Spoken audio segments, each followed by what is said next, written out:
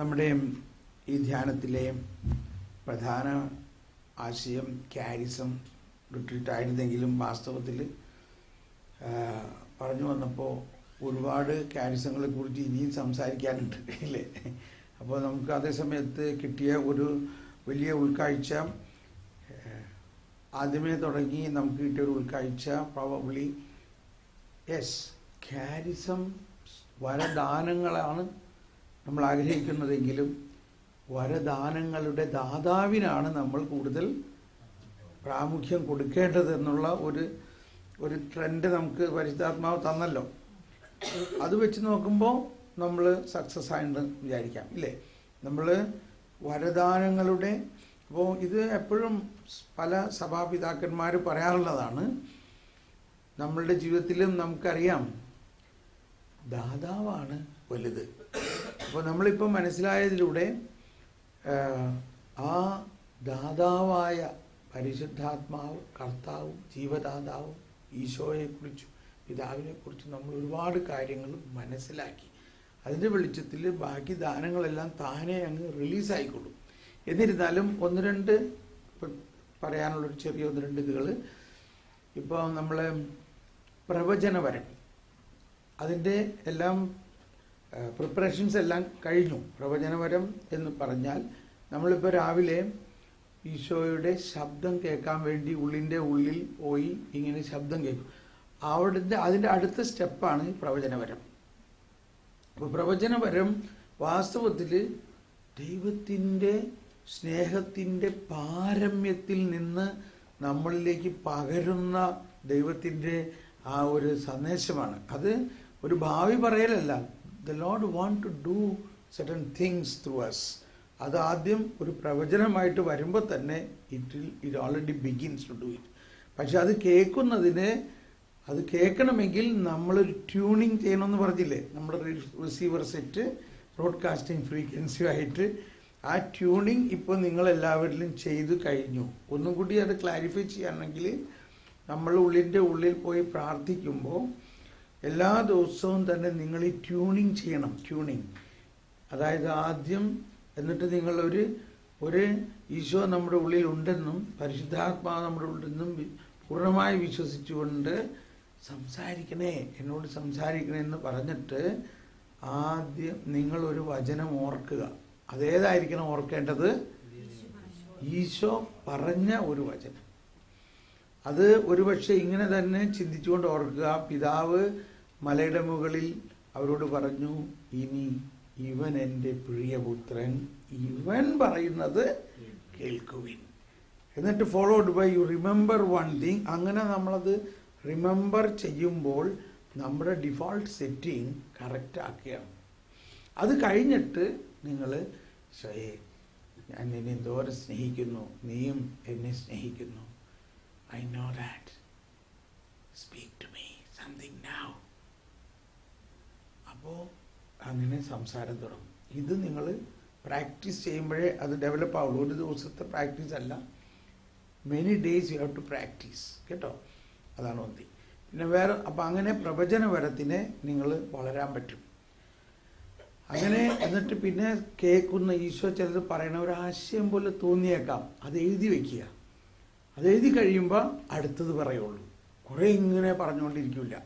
എഴുതി കഴിയുമ്പോൾ അടുത്തത് പറയും കേട്ടോ. അതാണ് അതിൻ്റെ ഒരു സ്റ്റെപ്പ്. ഇനി വേറെ ഒന്ന്, ഈ ഭാഷാവരങ്ങളിലുള്ള ഒരു ക്ലാരിറ്റി. ഭാഷാവരങ്ങൾ ഒരുപാട് വരങ്ങളുണ്ട് ഭാഷാവരങ്ങളിൽ തന്നെ. അപ്പോൾ 1 കൊറിന്ത്യസ് 14 അതിനെക്കുറിച്ച് പറയുന്നത്. 14 ആദ്യം പറയുന്നുണ്ട്, ഭാഷാവരങ്ങളിൽ സംസാരിക്കുന്നവൻ ദൈവത്തോട് സംസാരിക്കുന്നു. അപ്പോൾ ആ ഭാഷാവരത്തിൽ സംസാരിക്കുക എന്ന് പറയുന്നത് it is speaking in tongues, that is not praying in tongues. 1 കൊരിന്ത്യർ 14:14 അതൊന്ന് വായിച്ച 14:14 പറയുന്നത് പ്രാർത്ഥിക്കുന്നതിനെ കുറിച്ചാണ്. ഭാഷാവരത്തിൽ പ്രാർത്ഥിക്കുമ്പോൾ അവൻ്റെ ആത്മാവ് പ്രാർത്ഥിക്കുന്നു, മനസ്സ് നിശ്ചലമാണ്. 14:14 വായിച്ചേ. ഞാൻ ഭാഷാവരത്തോടെ പ്രാർത്ഥിക്കുമ്പോൾ എൻ്റെ ആത്മാവ് പ്രാർത്ഥിക്കുന്നു. കണ്ടോ, അത് നമ്മളിപ്പോൾ സാധാരണഗതിയിൽ അല്ലെങ്കിൽ ശാലബലബലബലം ഇതെല്ലാം ഭാഷാപരത്തിൽ ഉള്ള പ്രാർത്ഥനയാണ്. അതാണ് നമ്മൾ പോപ്പുലറായിട്ട് കാണുന്ന ഭാഷാപരം. അതിന് വ്യാഖ്യാനത്തിൻ്റെ ആവശ്യമില്ല. അത് പരിശുദ്ധാത്മാവ് നമ്മുടെ ആത്മാവിൽ പ്രാർത്ഥിക്കുന്നു, നമ്മുടെ ആത്മാവ് പ്രാർത്ഥിക്കുന്നു. രണ്ട് തരം. ഒന്ന് നമ്മുടെ ആത്മാവ് പ്രാർത്ഥിക്കുന്നു, പിന്നെ പറയാണ് ആത്മാവും പ്രാർത്ഥിക്കാം, മനസ്സും പ്രാർത്ഥിക്കാം.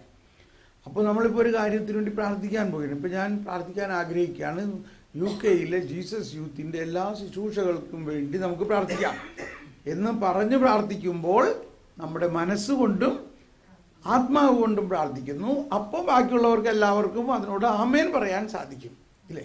അതാണ് പിന്നെ പറയുന്നത്, ഞാൻ എന്ത് ചെയ്യണം? ഞാൻ ആത്മാവ് കൊണ്ടും മനസ്സുകൊണ്ടും പ്രാർത്ഥിക്കുന്നു എന്ന് പറയുന്നത് അതാണ്. അല്ലെങ്കിൽ ഞാൻ ഇപ്പോൾ ഞാൻ എൻ്റെ ആത്മാവ് കൊണ്ട് പ്രാർത്ഥിച്ചു, ഞാൻ എന്താ പ്രാർത്ഥിച്ചതെന്ന് നിങ്ങൾക്കറിയില്ല. പക്ഷേ ഇറ്റ് ഈസ് ആൾസോ പോസിബിൾ എൻ്റെ മനസ്സുകൊണ്ടും ആത്മാവ് കൊണ്ടും ഒരുമിച്ച് പ്രാർത്ഥിക്കാം. അപ്പോൾ മറ്റുള്ളവർക്ക് മനസ്സിലാകും നമ്മൾ എന്തിനാണ് പ്രാർത്ഥിക്കുന്നതെന്ന്. ഇനി അതിന് ശേഷം പറയുന്നൊരു കാര്യം, എന്നിട്ട് പിന്നെ ഒരു 18 മറ്റു പറയുന്നത്, ഞാൻ ഭാഷാവരത്തോടെ, ഞാൻ ഏറ്റവും കൂടുതൽ ഭാഷാവരത്തോടെ സംസാരിക്കുന്നു എന്ന്. കണ്ടോ, എത്രയാണത്? 18. കണ്ടോ, ഒന്ന് വായിച്ചത്. കണ്ടോ, അത് വേറെ ഗിഫ്റ്റാണത്. ഇവിടെയാണ് പലപ്പോഴും പലരും കോട്ട് ചെയ്യണ സംശയം. നിങ്ങളെല്ലാവരേക്കാൾ കൂടുതൽ ഞാൻ ഭാഷാവരത്തോടെ സംസാരിക്കും, എന്നാൽ വ്യാഖ്യാനിക്കാൻ ആളില്ലെങ്കിൽ സംസാരിക്കണ്ട എന്ന് പറയുന്നത് ഈ നേരത്തെ പറഞ്ഞ ഭാഷാവരമല്ല. No, it is another gift called speaking in tongues. അത് ഞാനൊന്ന് ഡെമോൺസ്ട്രേറ്റ് ചെയ്തിപ്പോൾ കാണിച്ചു തരാം.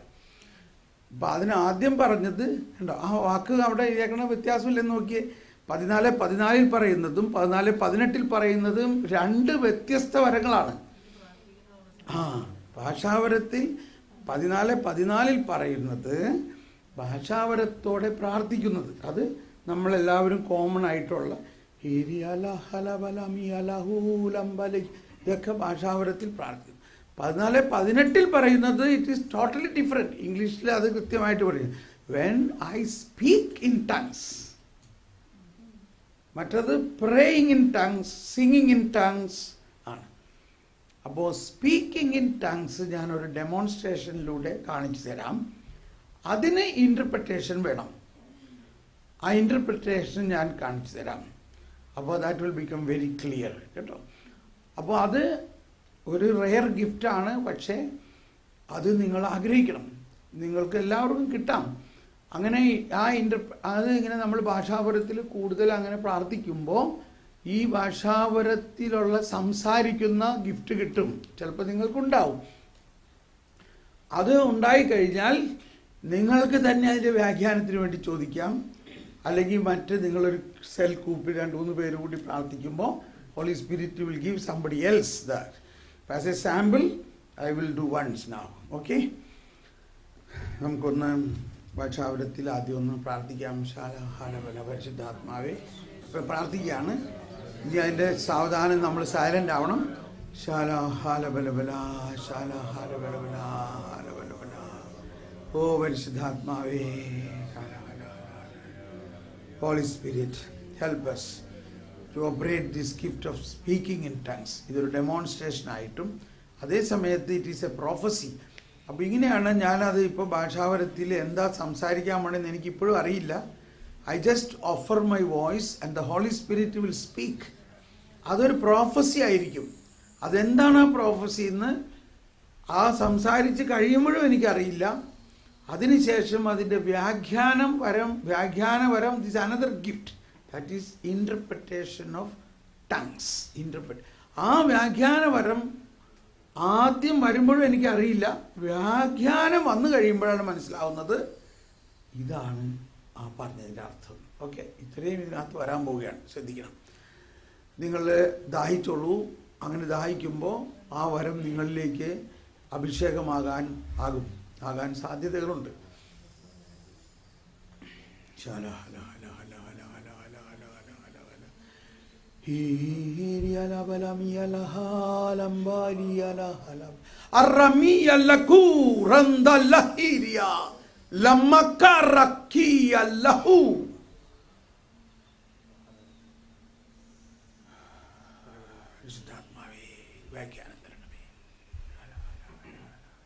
എന്റെ ജനമേ, ഞാൻ എപ്പോഴും നിങ്ങളോട് കൂടെയുണ്ട്. നിങ്ങൾ ധൈര്യമായി മുന്നോട്ട് പോകുക. Thank you Jesus. Praise you Jesus.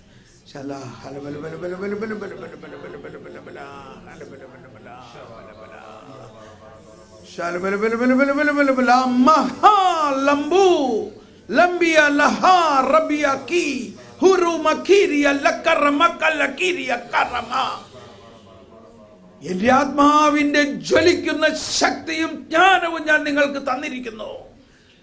നിങ്ങൾ കണ്ടെത്തുക, നിങ്ങൾ മുട്ടി തുറക്കുക, നിങ്ങൾ മറ്റുള്ളവരിലേക്ക് അത് പകരുക. നിങ്ങൾ ഭയപ്പെടാതെ മുന്നോട്ട് പോകുക. ഈ നാടിലെ പ്രകാശമായി മാറുക.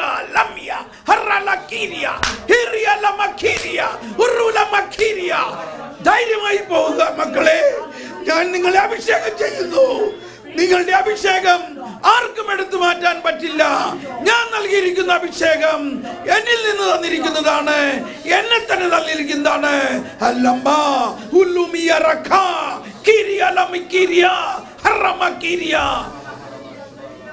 എന്റെ സ്നേഹം, എന്റെ ജ്ഞാനത്തിന്റെ പതാകയായി നിങ്ങളുടെ മുൻപേ പോകുന്നു. നിങ്ങളുടെ മുൻപേ എന്റെ ആത്മാവ് പോകുന്നു. നിങ്ങൾ പറയുന്നതിന് മുമ്പ് തന്നെ എന്റെ ആത്മാവ് നിങ്ങളിൽ പ്രസരിക്കുന്നു. നിങ്ങൾ പറയുന്നതിന് മുമ്പ് തന്നെ എന്റെ ആത്മാവ് നിങ്ങളെ കേൾക്കുന്നവരിൽ പ്രസരിക്കുന്നു. റുബു റുബു റുബു ലമിയലഹ ഹിരിയലമഖി. എല്ലാ അഭിഷേകത്തിന്റെയും ഉറവിടം ഞാനാണ്. ആ ഞാൻ തന്നെ നിങ്ങളിലുണ്ട്. ധൈര്യമായി മുന്നോട്ട് പോവുക. Praise the Lord. Praise the Lord.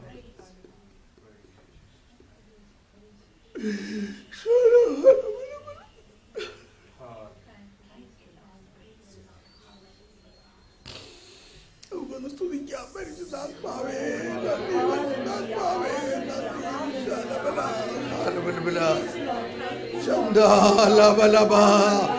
ഓ പരിശുദ്ധാത്മാവേ നന്ദി. ഈ പ്രവചനങ്ങൾക്ക് നന്ദി, സന്ദേശങ്ങൾക്ക് നന്ദി. ഓ ദൈവമേ, ഞാൻ വിശ്വസിക്കുന്നു, ഞാൻ വിശ്വസിക്കുന്നു, ഞങ്ങൾ വിശ്വസിക്കുന്നു. ഇനി നമ്മൾ ഉടനെ തന്നെ റോബിൻസൺ അച്ഛനും ഞാനും നിങ്ങളുടെ തലയിൽ കൈവച്ച് പ്രാർത്ഥിക്കും. ഈ കൈവപ്പ് പ്രാർത്ഥനയിലൂടെ നമ്മൾ ആഗ്രഹിക്കുന്നത് അല്ലെങ്കിൽ ദാഹിക്കുന്നത് നമ്മളിലുള്ള എല്ലാ വരദാനങ്ങളും കൂടുതൽ അഭിഷേകമാകുന്നതോടൊപ്പം നമ്മൾ യോഹന്നാന്റെ സുവിശേഷത്തിൽ ഉടനീളം പറയുന്ന ഒരു സത്യം ഈശോ നിക്കോദേമോസിനോട് പറഞ്ഞു. വീണ്ടും നിക്കോദേമോസ് നിയമമെല്ലാം അറിയാവുന്ന പണ്ഡിതനാണ്, നിയമം അനുസരിച്ച് ജീവിക്കുന്നവനാണ്. എങ്കിലും ഈശോ പറഞ്ഞു, നീ പുതിയ സൃഷ്ടിയായി മാറിയാൽ മാത്രമേ ദൈവരാജ്യത്തിൽ പ്രവേശിക്കൂ. ഈ നിക്കോദേമോസ് പറയുമ്പോൾ 2-ാം അധ്യായത്തിൽ നിക്കോദേമോസും കാനായിലെ കല്യാണത്തിൽ ഉണ്ടായിരുന്നു. അതുകൊണ്ടാണ് നിക്കോദേമോസ് വന്നിട്ട് പറഞ്ഞത്, ദൈവം കൂടെ ഇല്ലെങ്കിൽ ആരും ഇതുപോലെ ഒരു അടയാളം കാണിക്കാൻ പറ്റില്ല. അപ്പോൾ ആ അടയാളം എന്നത് അവിടെ ഉണ്ടായിരുന്ന ആളുകളെ വീഞ്ഞു കുടിപ്പിക്കാൻ വേണ്ടിയൊന്നും അല്ലായിരുന്നു. ഈശോ വന്നിരിക്കുന്നത് മനുഷ്യവംശത്തെ മുഴുവനും അല്ലെങ്കിൽ സൃഷ്ടിയെ മുഴുവനും ഒരു പുതിയ സൃഷ്ടിയാക്കാൻ വേണ്ടിയാണെന്നതിൻ്റെ അടയാളമാണ്. വെള്ളം എന്ന സൃഷ്ടിയെ ഈശോ പുതിയ സൃഷ്ടിയായ വീഞ്ഞാക്കി മാറ്റുകയും ആ വീഞ്ഞ് എന്ന സൃഷ്ടിയെ ഈശോ പിന്നീട് തൻ്റെ രക്തമാക്കി മാറ്റുകയും ചെയ്യുന്ന ആ അത്യത്ഭുതകരമായ സുവിശേഷ രഹസ്യത്തിൻ്റെ അവതരണമായിരുന്നു അത്. അതാണ് യോഹന്നാൻ്റെ സുവിശേഷത്തിലെ എല്ലാ അധ്യായങ്ങളിലും ഉള്ളത്. 1-ാം അധ്യായത്തിൽ യോഹന്നാൻ്റെ സുവിശേഷത്തിൽ പറയുന്ന അവരിൽ വിശ്വസിച്ചവരെല്ലാവരും ദൈവമക്കളായിത്തീരുന്നു. അവർ മനുഷ്യൻ്റെ ആഗ്രഹത്തിൽ നിന്നല്ല ഉണ്ടായത്, ദൈവത്തിൽ നിന്നത്രേ. അതാണ് 2-ാം അധ്യായത്തിൽ വെള്ളം വീഞ്ഞായത്, 3-ാം അധ്യായത്തിൽ നിക്കോദെമോസിന് പറഞ്ഞത്, 4-ാം അധ്യായത്തിൽ സമരിയാക്കാരി എന്ന ഒരു പച്ചവെള്ളത്തെ വീഞ്ഞാക്കി മാറ്റിയത്. അവൾ നിയമോ ഒന്നും അവൾക്കറിയില്ല. അവളൊരു പാപകരമായ അവസ്ഥയിലായിരുന്നു. യാതൊരു ചാരിറ്റിയും അവൾക്കറിയില്ല. അത് തന്നെയാണ് 5-ാം അധ്യായത്തിൽ 38 വർഷമായിട്ട് തളർന്ന് കിണറ്റിൻ്റെ കടയിൽ കുളത്തിൻ്റെ കരയിൽ കിടന്നിരുന്ന ആ വ്യക്തിയെ പുതിയ സൃഷ്ടിയാക്കി മാറ്റി. അതിൻ്റെ ദൈവശാസ്ത്രപരമായ കാര്യമാണ് 6-ാം അധ്യായത്തിൽ 7-ാം അധ്യായത്തിൽ പറയുന്നത്. എൻ്റെ ശരീരം, ഞാൻ സ്വർഗത്തിൽ നിന്ന് ഇറങ്ങി വന്ന ജീവനുള്ള അപ്പമാകുന്നു, ഇത് ഭക്ഷിച്ചാൽ മതി. ഇത് ഭക്ഷിക്കുന്നവനിൽ ഞാൻ വസിക്കും, അവൻ ഒരു പുതിയ ക്രിസ്തുവായിട്ട് മാറും. അതിൻ്റെ മറ്റു വശമാണ് പരിശുദ്ധാത്മാവ്. 7-ാം അധ്യായത്തിൽ ഞാൻ എന്നിൽ വിശ്വസിക്കുന്നവൻ്റെ ഹൃദയത്തിൻ്റെ ഉള്ളിൽ നിന്നും ജീവജലത്തിൻ്റെ അരുവി ഒഴുകും. അങ്ങനെ ഇവർ പുതിയ സൃഷ്ടിയായി മാറും. അതാണ് 8-ാം അധ്യായത്തിൽ വീണ്ടും കാണുന്നത്. യേശു ഒരു വശത്ത്, പരിസേയരും നിയമജ്ഞരും ഒരു വശത്ത്, പാപിനിയായ ഒരു സ്ത്രീ. ഈ പാപിനിയായ സ്ത്രീ ലോകം മുഴുവൻ്റെയും എല്ലാ പാപികളെയും പ്രതിനിധീകരിക്കുന്നതാണ്. ഈശോ ഒന്നും മിണ്ടുന്നില്ല. അവളെ കൊല്ലുക കൊല്ലുക എന്ന് പറഞ്ഞ് അവർ ആക്രോശിക്കുന്നു, കല്ലെടുത്ത് ഉയർത്തിപ്പിടിക്കുന്നു. ഈശോ പറഞ്ഞു, നിങ്ങളിൽ പാപം ചെയ്യാത്തവൻ അവളെ കല്ലെറിയട്ടെ. ഈ വാക്കുകളിലുള്ള അടങ്ങിയിരിക്കുന്ന ദൈവകാരുണ്യവും സ്നേഹവും ഏറ്റവും കൂടുതൽ സ്പർശിച്ചത് ഈ കല്ലെറിയാൻ വന്ന, മോശയുടെ നിയമം നടപ്പാക്കാൻ വന്നവ ആ ഫരിസേയരെയാണ്. അവരറിയാതെ തന്നെ അവരുടെ കൈകൾ തളർന്നു, കല്ല് താഴെ വീണു, അവർ വെള്ളം വീഞ്ഞായി, അവർ പുതിയ സൃഷ്ടിയായി. മോശയുടെ നിയമവും അവസാനിച്ചു, അതിൻ്റെ ശിക്ഷയും അവസാനിച്ചു. ഇതാ പുതിയ ഒരു നിയമം ആരംഭിക്കുന്നു. ഈശോ എഴുന്നേറ്റ് അവരോട് ചോദിച്ചു, മകളെ, അവർ നിന്നെ ശിക്ഷിച്ചില്ലേ? ഇല്ല കർത്താവേ, ഞാനും നിന്നെ ശിക്ഷിക്കുന്നില്ല. സമാധാനമായി പോവുക. മേലിൽ പാപം ചെയ്യാതിരിക്കാനുള്ള കൃപ ഞാൻ നിനക്ക് തരുന്നു. ഇപ്പോൾ വീണ്ടും ജനനമായി അവൾ. ആരൊക്കെ വീണ്ടും ജനിച്ചു? പരിസേയരും വീണ്ടും ജനിച്ചു, പാപിനിയും വീണ്ടും ജനിച്ചു. എല്ലാവരും പുതിയ സൃഷ്ടിയായി. ഇതിൻ്റെ കണ്ടിന്യൂഷനാണ് 9-ാം അധ്യായത്തിലും 10-ാം അധ്യായത്തിലും. അതിൻ്റെ ക്ലൈമാക്സ് ആണ് 11-ാം അധ്യായത്തിൽ. ചീഞ്ഞ ലാസർ പുതിയ സൃഷ്ടിയായി. അങ്ങനെ പിന്നെ അത് ഉയർപ്പിലേക്ക് പോകുന്നു. അപ്പോൾ ഇപ്പം നമ്മൾ പ്രാർത്ഥിക്കുമ്പോൾ നമ്മളിൽ ഈ പ്രാർത്ഥനയോടൊപ്പം തന്നെ അതിനുശേഷമുള്ള വിശുദ്ധ കുർബാനയിലെല്ലാം നമ്മളിങ്ങനെ ആഗ്രഹിക്കുന്നത് വരദാനങ്ങളോടൊപ്പം തന്നെ നമ്മുടെ ജീവിതത്തെ ഈ പുതുവീഞ്ഞ് നിറയുന്നതിന്, പുതിയ തോൽക്കുടമാകുന്നതിന് നമ്മളിൽ ഒരു രൂപാന്തരീകരണം നടക്കുന്നതിന് ദാഹിക്കുക. Praise the Lord. അച്ചോ